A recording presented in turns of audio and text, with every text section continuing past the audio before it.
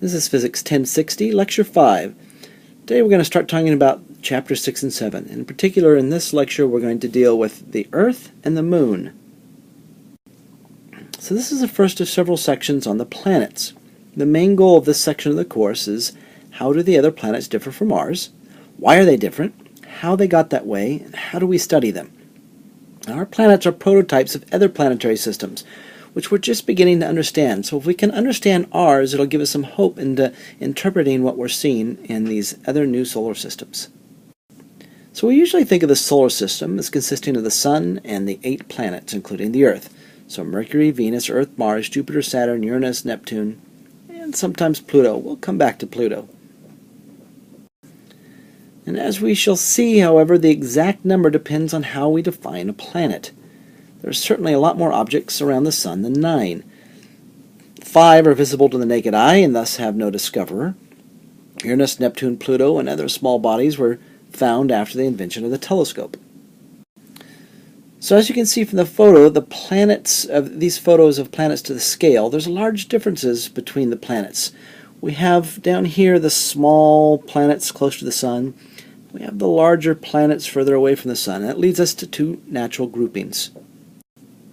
Terrestrial planets, or the Earth-like planets, are Mercury, Venus, Earth, Mars. The Earth's moon is sometimes regarded as a terrestrial planet for comparison.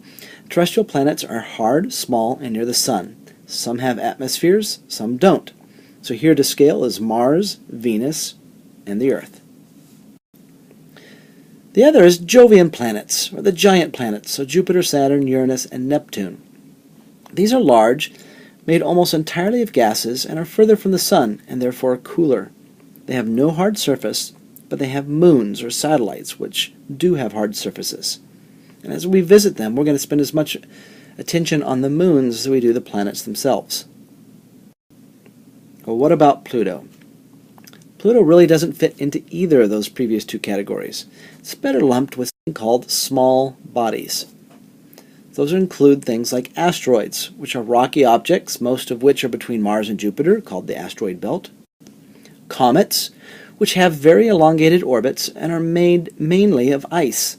Small orbiting objects beyond and including Pluto are also included in this. Things like meteorites and shooting stars, or interplanetary dust and gas, are all small objects orbiting the Sun. Now the orbits of the planets are mostly in the same plane, and they move around the Sun in the same direction. Strong evidence that the whole solar system formed at one time. If the planets had been caught by the Sun's gravity, one would expect they would have randomly directed orbits. And except for Pluto, the orbits are nearly circular. Pluto is highly elongated, not very circular, and it's also tilted at 30 degrees out of the plane that all the other planets are in. The planets are not evenly spaced. The inner planets have distances from the Sun in astronomical units of 0.4, 0.7, 1, and 1.5. Remember, an astronomical unit is the average distance from the Earth to the Sun, so Earth is exactly 1 astronomical unit from the Sun. The Jovian planets have larger orbits. Saturn's at 5 AU, Saturn at 10, Uranus at 20, Neptune at 30. Pluto is up to 40 AU, but sometimes it's actually closer to the Sun than Neptune. And the periods of the planets vary from 88 days for Mercury to 250 years for Pluto. So, now that we kind of understand a little bit about how the solar system works, let's put it into perspective. The following slides are going to be of our solar system, and actually of other stars outside our solar system, to give us an idea of the size of different things. So here we have pictures of Pluto, Mercury, Mars, Venus, and Earth, drawn to scale. So we kind of see how much smaller Pluto is than, say, the Earth.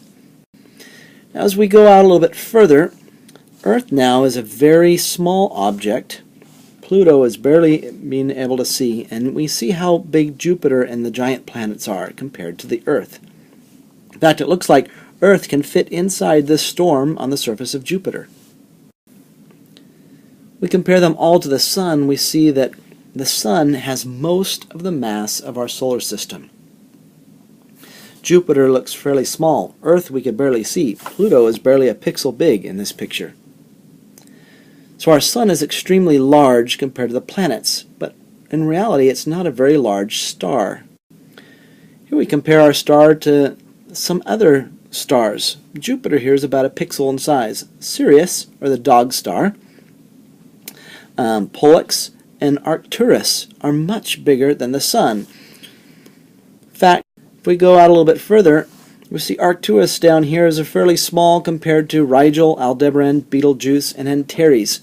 Antares is a large enough star that the planet Mercury would be its orbit is inside this star. If we had a star this large, no life could exist on the surface of the Earth. Let's look at another way of considering the scale of the solar system. Let's scale everything down to something that we might be able to imagine.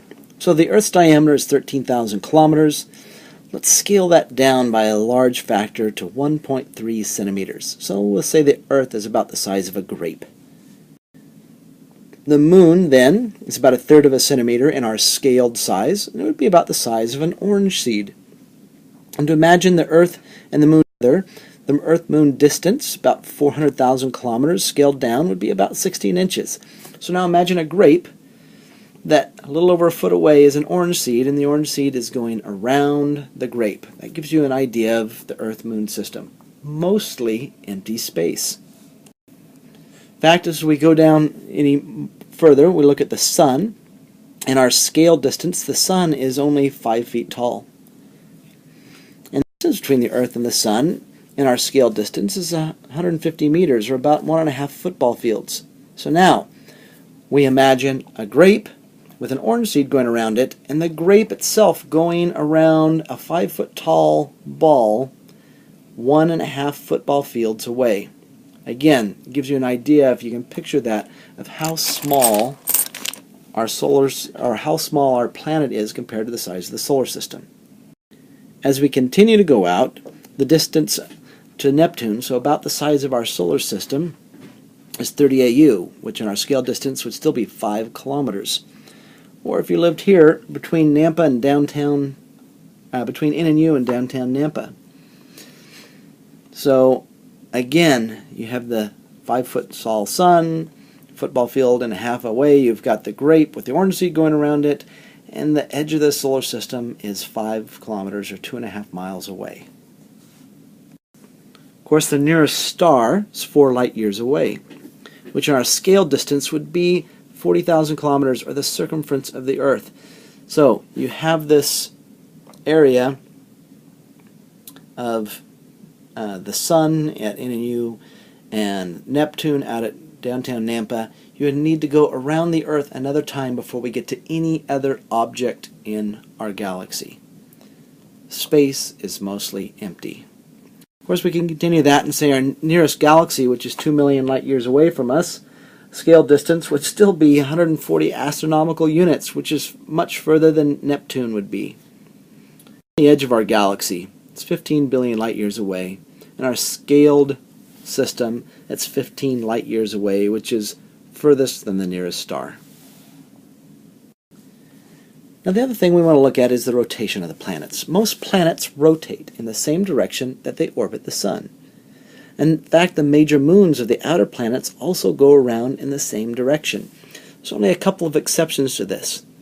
Venus rotates very slowly backward as a result of gravitational forces from the Earth. Uranus is tipped by 98 degrees on its side. We don't know why. We have some hypotheses that a large object struck it early on in our solar system's history, but that's just a hypothesis. There's no way to know for sure. Now, the study of planets is a combination of observations made with telescopes on Earth, or in orbit around the Earth, and space probes sent out to the planets. Space probes give us much more detailed pictures, but they're not permanent. All planets except Pluto have had a spacecraft fly by them and sending pictures back to the Earth. The flyby takes only a few days, or maybe in some cases only a couple of hours. And in the case of Uranus and Neptune, they've only been visited once. Jupiter has been visited the most of all the outer planets, 5 times. Satellites have landed on or been put into orbit around Mars, Venus, Jupiter, and most recently Saturn. This has allowed much closer study. Several U.S. spacecraft have landed on Mars. 2 Russian spacecraft have landed on Venus. They didn't last very long because Venus is very hot and the electronics melted inside the spacecraft. We've had one probe land on Titan, Saturn's largest moon. And besides sending pictures back to Earth, spacecraft can measure things like magnetic fields or radiation or sample the gases in their atmosphere. Telescopes on Earth can make more precise analysis of the spectrum. They can study changes that are not apparent in the brief period of a flyby and search for new objects, including moons of planets. And because ground-based telescopes can be bigger than spacecraft, they can see fainter and thus smaller objects in distant orbits. Now, in making comparisons between the planets, we first need to take a global look at the planet Earth and ask, what about it would be of interest if we were, say, a Martian? For each terrestrial planet, we can divide the planet's properties into its surface, its interior, and its atmosphere. So we'll start with the Earth. Earth's beauty is revealed from space through the blue seas, the green jungles, the red deserts, the white clouds. And from our detailed knowledge of Earth, astronomers hope to understand what properties shape other worlds. Earth is a dynamic planet with its surface and atmosphere having changed over its lifetime. Slow and violent motions of the Earth arise from heat generated within the planet. Volcanic gases accumulate over billions of years, creating an atmosphere conducive to life, which in turn, together with water, affects the air's composition. Now, in simple terms, the Earth is a huge rocky sphere spinning in space and moving around the Sun with a speed of about 100 miles a second. Earth also has a blanket of air and a magnetic field that protects the surface from the hazards of interplanetary space. The Earth is large enough for gravity to have shaped it into a sphere. More precisely, it's in an oblate spheroid. If you've ever been on a merry-go-round as a kid, and you got the thing spinning as fast as you could, you know it's really difficult to pull yourself towards the center, but it's not as difficult to stand up and down. So consequently, gravity can squish the Earth flat, but it has harder time pulling it in from the sides. So it's slightly shorter than it is wide. This is going to be true of lots of other planets and stars. And one of the most obvious features of the Earth is the fact that its surface is constantly changing and being eroded. Among the causes of erosion are water. The Earth is the only planet with liquid water in our solar system. Atmospheric erosion due to winds, rain, snow, and ice.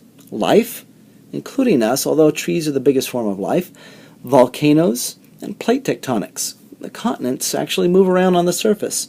Now, major changes occur only every 200 million years or so, which is a comparatively short time compared to the lifetime of the Earth. It's the collision between continents that give rise to the mountain ranges, earthquakes, and volcanoes. The most common elements of the Earth's surface rocks are oxygen, actually by mass, silicon, aluminum, iron, calcium, and magnesium. Silicon and oxygen usually occur together as silicates. Ordinary sand is the silicate mineral quartz, and is nearly pure silicon dioxide, so it's one atom of silicon and two atoms of oxygen. Now, density, again, is a measure of how much material or mass is packed in a given volume. Typical units of density are grams per cubic centimeter. Water has a density of 1 gram per cubic centimeter, and surface rocks have 3 grams per cubic centimeter, and iron and metals are much heavier. Iron is 8 grams per cubic centimeter. And for a spherical object, mass m and radius r, the average density is mass over 4/3 pi r cubed. That's the volume of a sphere. So calculating that out for Earth, the density is found to be 5.5 grams per cubic centimeter on average. So consequently, the Earth's interior, or core, probably is iron, which is abundant in nature and high in density. Now, how do we know what's going on in the Earth's interior? Well, earthquakes generate seismic waves that move through the Earth with speeds depending on the properties of the material through which it travels. So the speeds are determined by timing the arrival of the waves at remote points on the Earth's surface. And we can get a seismic picture generated of the Earth's interior along the path of the waves. So what we're really doing is making a sonogram of the Earth. So if I have an earthquake here that's generating waves, At this point, if I measure them, the waves have traveled through this part of the Earth. Where at this point, if I measure them, they have traveled through the center of the Earth. This is the only way we have to probe the deep interior of the Earth's surface. Now, seismic waves have two types, S and P. P waves compress material and travel easily through liquids or solids. P waves are like if I had a slinky and I compressed it and stretched it. S waves move material perpendicular to the wave direction of travel and can only go through solids.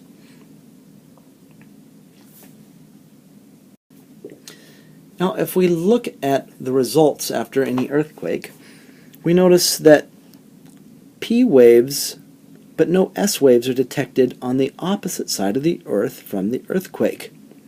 That means that the Earth has a liquid core.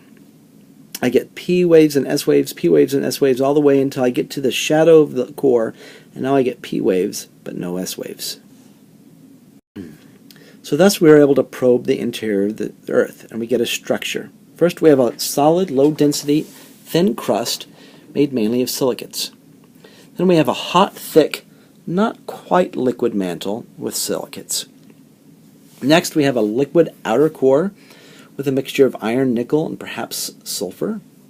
And then a solid inner core of iron and nickel. Now the Earth is layered in such a fashion that the densest materials are at the center and the least dense is at the surface. And this is called differentiation. Differentiation will occur in a mixture of heavy and light materials if these materials are liquid for long enough time in a gravitational field. So since the Earth is differentiated, it must have been almost entirely liquid in the past. Earth's inner core is solid because it's under such high pressure that the temperature there is not hot enough to liquefy it. But that's not the case for the outer liquid core. Now we can understand differentiation if you've ever eaten mint chocolate chip ice cream. Say you were watching your favorite movie and you get some mint chocolate chip ice cream and you leave the ice cream on the counter and forget about it until the next morning. You come out and it's all melted. If you were to look at that, you would notice that the chocolate chips, which are the densest material, are all on the bottom. And then there would be different liquids that would be there. You'd have this mint chocolate chip foam up on top. The lightest material is up at top, and the more dense and the most dense on the bottom. Now, as the Earth formed, if I have iron and rock that are all mixed, they would still be all mixed like this today if we were undifferentiated. But if we get heating, and so the rock and iron starts to melt, the iron is going to sink to the bottom and the rock is at the top, and we get a differentiated planet. We're going to see all the planets are differentiated in some form. Now, it's estimated that the Earth's core is about 6,500 K. This high temperature is probably due to at least the following two causes. Heat generation from the impact of small bodies that eventually form the Earth by their mutual gravitation. So as they struck, every time lots of energy is given off, it heats things up. And the radioactive decay of radioactive elements that occur naturally in the mix of materials that make up the Earth. In either case, the thermal energy generated is trapped inside the Earth's interior due to the long time it takes to move to the surface and escape. And the Earth has a high surface area to volume ratio, which means it takes a long time for it to cool down. Just like a block of ice takes much longer to melt than different ice cubes.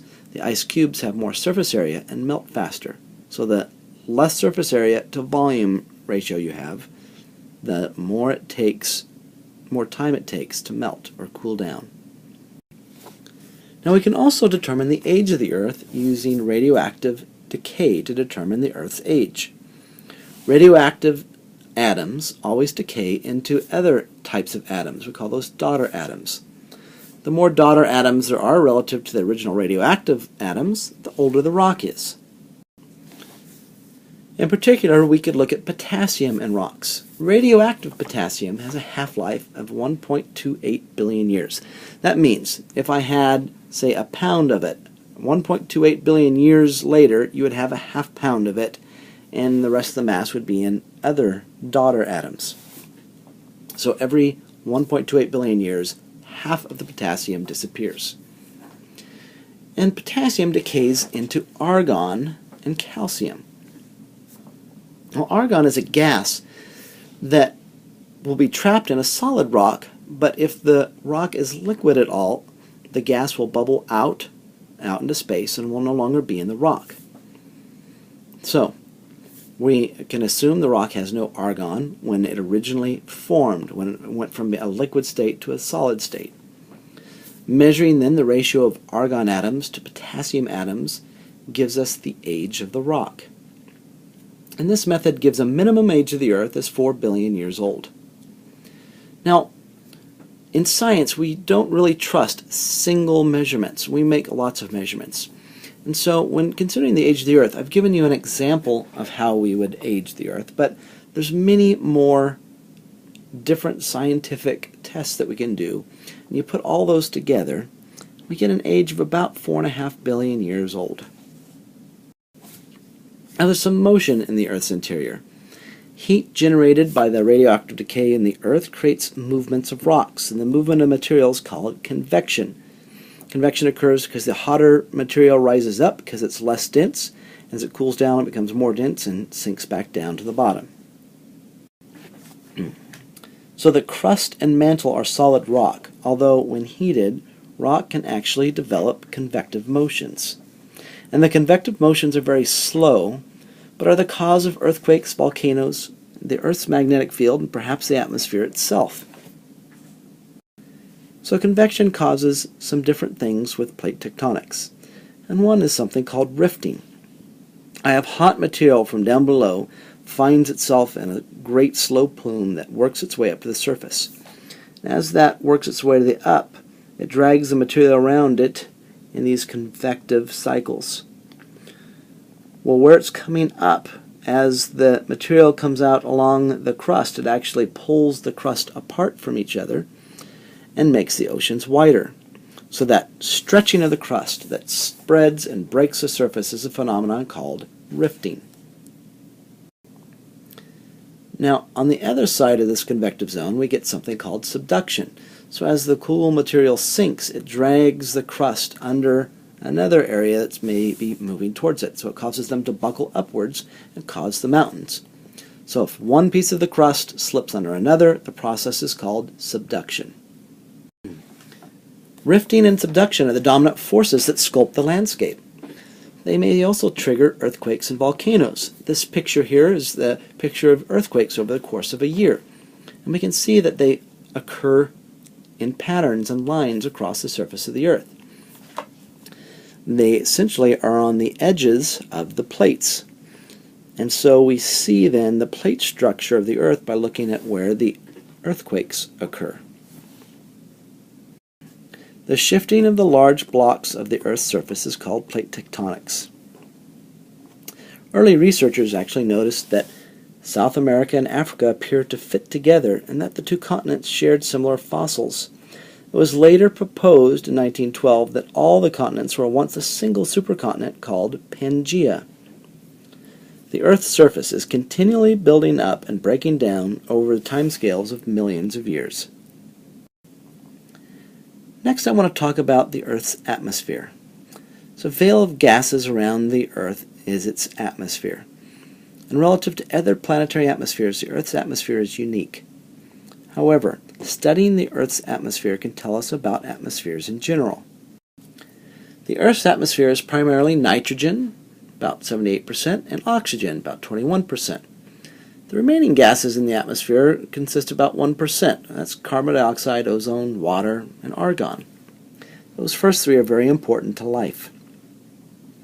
This composition is unique relative to the carbon dioxide atmospheres of Mars and Venus, and the hydrogen atmospheres of the outer large planets. There are several theories to explain the origin of Earth's atmosphere.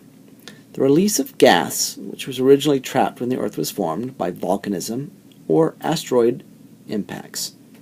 And also materials brought to the Earth by comet impacts. Comets are mostly gas, ice made out of different gases, and as it strikes, it heats up and melts, and if we have enough gravity, we can hold on to that gas.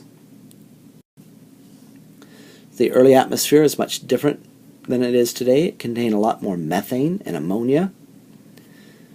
But as the sun started to shine and it gave off lots of UV light, it was very intense, and that breaks the hydrogen out of the methane and ammonia and out of the water in the air, leaving carbon, nitrogen, and oxygen behind, while all the hydrogen escaped into space. The Earth does not have enough gravity at our temperature to hold on to the hydrogen. Ancient plants further increased the levels of oxygen through photosynthesis. The oxygen in the atmosphere provides a shield against solar ultraviolet radiation. O2 provides some, but O3, or ozone, provides most of it. The ozone layer is mostly located at an altitude of 25 kilometers. And the shielding provided by the absorption of ultraviolet photons by oxygen molecules causes them to dissociate. And then the single oxygen atoms recombine with other oxygen or O2 to replenish the lost oxygen gas and ozone. It's very doubtful that life could exist on the Earth's surface without the ozone layer. The other thing that happens in our atmosphere is something called the greenhouse effect. It's not always a bad thing that you've heard in the news. Visible light from the sun comes and strikes the surface, and it's absorbed by the surface, and it heats it up. Anything that's hot emits infrared light. The infrared light goes out, and some of it escapes, but some of it is absorbed by the atmospheric gases and it reflects it back down to the Earth. That traps it and reduces the rate of heat loss and makes the surface hotter than it would be otherwise.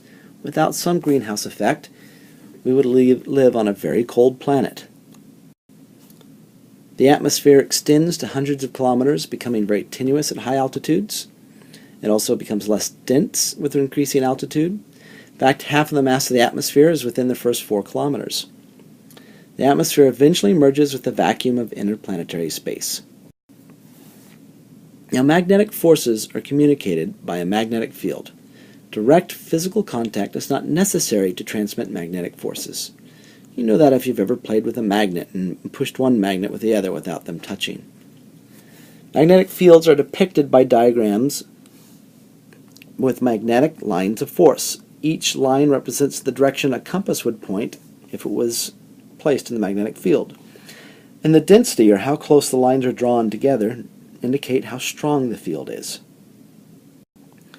Magnetic fields also have a polarity, a direction from a north magnetic pole to a south magnetic pole.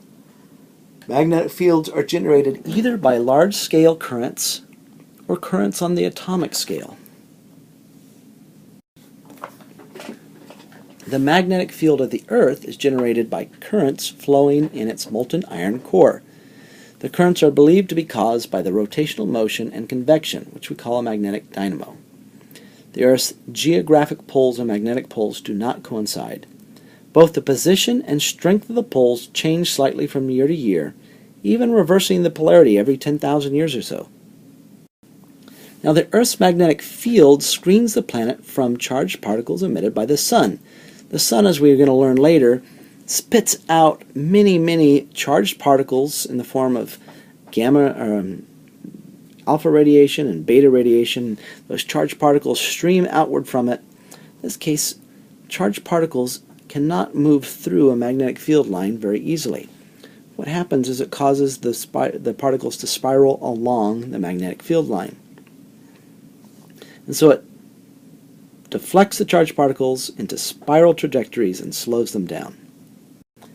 Then as the charged particles stream past the Earth, they generate electrical currents in the upper atmosphere. These currents collide with and excite molecules. As the molecules de-excite, light photons are given off, resulting in aurora. Just a picture of the aurora borealis, or the northern lights. And all the light that we see is the air molecules that are de-exciting and giving off light of different colors. Auroras can be very beautiful, and they form these long streams, and they change. They're not just a stationary thing. They vibrate and move over the night, and they just can be quite beautiful. Again, auroras are not static. They move over the course of the night. Here's a picture from space of the southern aurora over Antarctica. It will move. If you want to know when conditions are favorable, there's a good website called spaceweather.com. And you can go there, you can see what's up, and actually it will send you email if you ask for it, and saying this would be a good night to look for northern stars, or there's a meteor shower, or there's an eclipse going to be in your area. The region of the Earth's environment where the Earth's magnetic field affects particle motion is called the magnetosphere. And within the magnetosphere, charged particles are trapped into two donut-shaped rings that encircle the Earth called the Van Allen radiation belts. Now, the rotational and orbital motions define the day and the year and cause the seasons. But our planet's motions also have other effects. Basically, it affects air and ocean circulation. Now, let's say I was at the North Pole and I had a very large gun and I was shooting towards this target here off of the coast of South America. Really long distance. As I fired that down, the Earth is actually going to rotate. And so, even though I aimed at this direction, it's going to land over here. So it appears that there is a force pushing it off to the side. It really is due just to the rotation of the Earth. And that apparent curved motion of an object is called the Coriolis effect. Now, it's responsible for things like the spiral pattern of large storms, as well as the direction of the rotation. The trade winds that move east and west in two bands, one north and one south of the equator. The direction of the jet streams, and the deflection of ocean currents that create flows such as the Gulf Stream that carved the Gulf of Mexico. We will see the Coriolis effect in other planets like Jupiter, Saturn, and Neptune, causing this band structure of air moving one direction or another, or causing these storms that form on all the different gas giants. Next, we want to talk about the Earth's moon. It's our nearest neighbor in space. Once the frontier of direct human exploration, was born in a cataclysmic event into the original molten state. The moon is now a dead world. No plate tectonic or volcanic activity, and no air. It has suffered a lot of impact barrage early on, and it plays a major role in eclipses and tides. The moon is 1/4 the Earth's diameter. Its gravity is 1/6 as strong. So if you weighed 180 pounds on the Earth, you would weigh 30 pounds on the moon. The astronauts called it a place of magnificent desolation, shapes of gray without color. The surface is divided into two major regions. The highlands, bright rugged areas composed mainly of anorthosite, a rock rich in calcium and aluminum silicates, and pitted with craters. The Moria, the large, smooth, dark areas surrounded by highlands, are composed mainly of basalt, which is more dense than the anorthosite. So the highlands, or paler areas of the moon, are rough and mountainous. And one of the Apollo spacecraft landed here. You can actually see a picture of one of the Apollo astronauts walking past the large rock in the highlands. One of the things that most dominates the surface of the moon are craters. They're circular features with a raised rim and range in size from less than a few centimeters to a few hundred kilometers. Some of the larger craters have mountain peaks at their centers. And recently we've discovered signs of frozen ice beneath the surface, and the ice is in craters near the poles of the moon, which are totally shielded from the sun. It's rare to see craters on Earth because they get eroded away quickly, but they do exist, as in the Barringer crater in Arizona. To give you an idea of how large this crater is, there's the 4-lane road coming into the crater. Another feature of the moon are rays. These are long, light streaks of pulverized material radiating away from many craters, and you can best see them in the full moon. These are a result of material being ejected from the craters. And actually looking at the rays, we can see when a ray goes over another crater, we know that this crater was created before another one. Another feature of the moon are rills. They're lunar cannons, carved either by ancient lava flows or by crustal cracking as the moon cooled down. These canyons can be quite long. This rill here goes back and forth over 100 kilometers or 62 miles from tip to tip. Now, nearly all lunar features, craters, Maria, rays, are the result of impacts by solid bodies early in the moon's history. A circular crater forms when a high-velocity projectile disintegrates upon impact, and vaporized rock and fragments blast a hole in the surface. The craters that are formed are much larger than the meteorite itself. It's the explosion that makes the crater large. So we have some material coming down and striking, and these meteorites that hit can be going 20,000 miles an hour. They go so fast that they punch right through the surface. As they're going down, they're compressing the material underneath them greatly. Eventually it stops, and all that compressed material needs to expand, and it does so violently and explodes, sending material out or ejecta out in all different directions.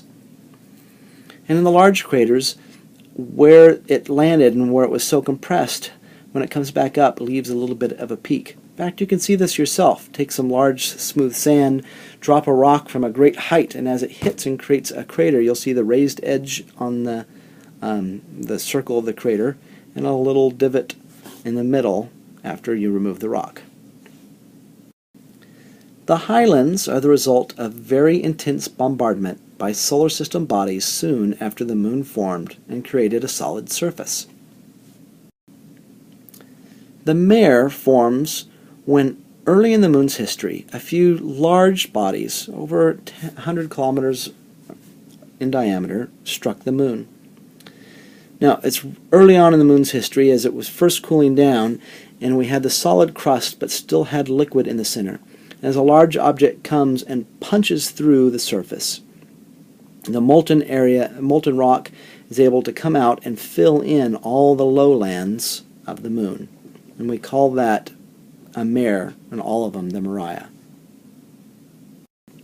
Now, the moon lacks the folded mountain ranges and variety of volcanic peaks seen on the Earth. And that lack of activity is due to the moon cooling off much faster than the Earth. The moon's higher surface-to-volume ratio relative to the Earth allows heat to escape from it faster. And being much less massive than the Earth, it also has a smaller source of material to supply heat. Now, one of the things the Apollo astronauts did is they brought back a lot of moon rocks so that we could do some radioactive dating on them. And the oldest rocks on the moon were 4.48 billion years old in the highlands.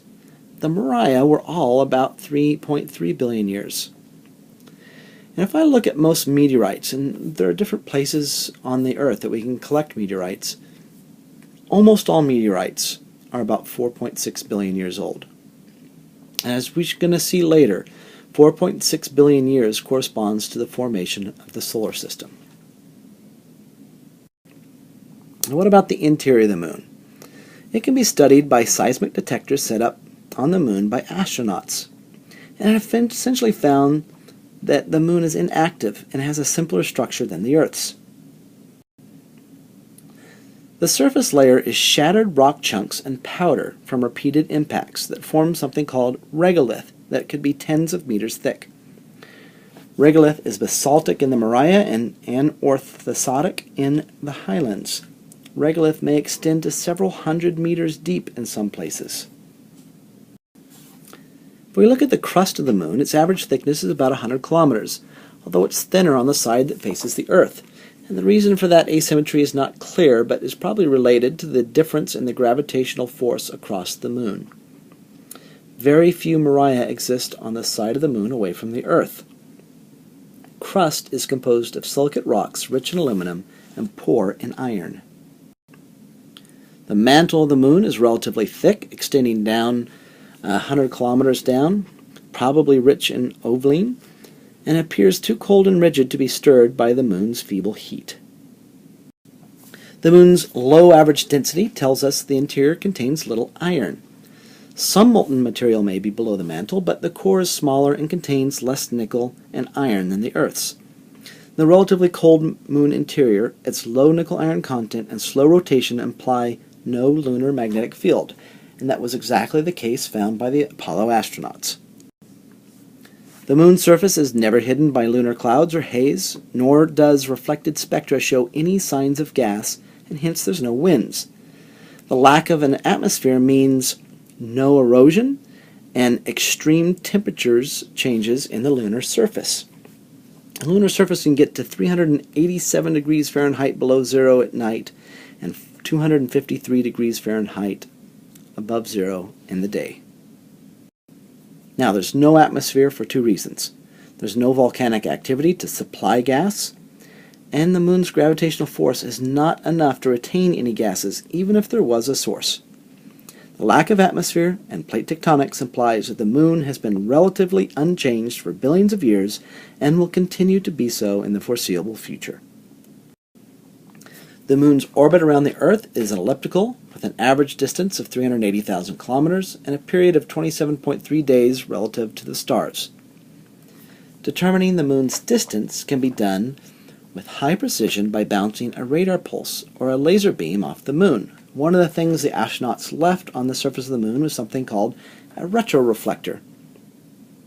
You can see retroreflectors, say, on the surface of a stop sign or in the plastic reflectors on your vehicle. If you look carefully, it looks like the inside of a cube, three surfaces at 90 degrees from each other. And light, when it strikes something like that, no matter what direction it comes in, will always bounce directly back.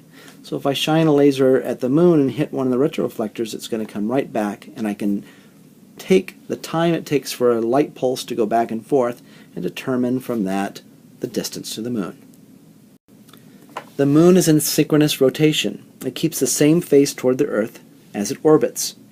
It rotates once every time it orbits once, and that's called synchronous rotation. If we were to look at a particular lunar peak that maybe was pointing directly at the Earth, as the moon goes around, it's going to rotate, and so that same peak will be facing towards the Earth at any time. The moon's orbit is tilted about 5 degrees with respect to the ecliptic plane. It's also tilted with respect to the Earth's equator, which is very unlike most of the moons in the solar system. The moon is also very large relative to its central planet, again, unlike most of the moons in the solar system. So these oddities indicate that the moon formed differently from the other solar system moons. Before the Apollo missions, we had three hypotheses of the moon's origin. 1. The moon originally was a small planet orbiting the sun and was subsequently captured by the Earth's gravity during a close approach, called the capture theory. 2. The Earth and moon were twins, forming side by side from a common cloud of gas and dust, called the twin formation theory. 3. The moon spun out of a very fast rotating Earth in the early days of the solar system, called the fission theory. Each of these hypotheses gave different predictions about the moon's composition. In the capture theory, the moon and Earth would be very different in composition, while the twin theory, they would have to have the same composition.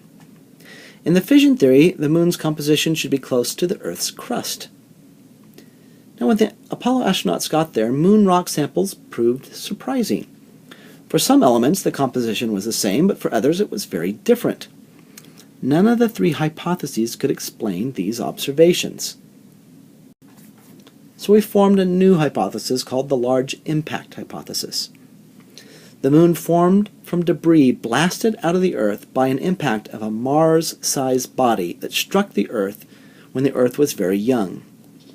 The age of lunar rocks and the lack of impact site on the Earth suggest the collision occurred at least 4.5 billion years ago. The large impact idea explains many things.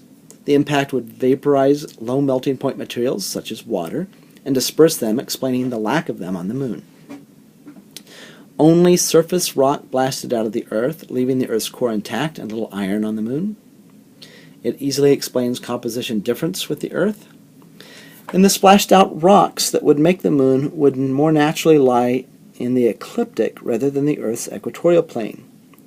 And also the Earth's tilted rotation axis is explained. As the Earth formed and all the objects in the solar system formed, their rotation axis should be the same as the Sun. Since we're tilted, something large had to strike the Earth early on in our history. So as the Moon's surface solidified, stray fragments from the original collision created the craters that blanketed the highlands. Few of the larger fragments created the large basins for the Maria to form. And by the time the Maria filled with molten material and solidified, little material was left for further lunar bombardment, so we have the smooth nature of the Maria.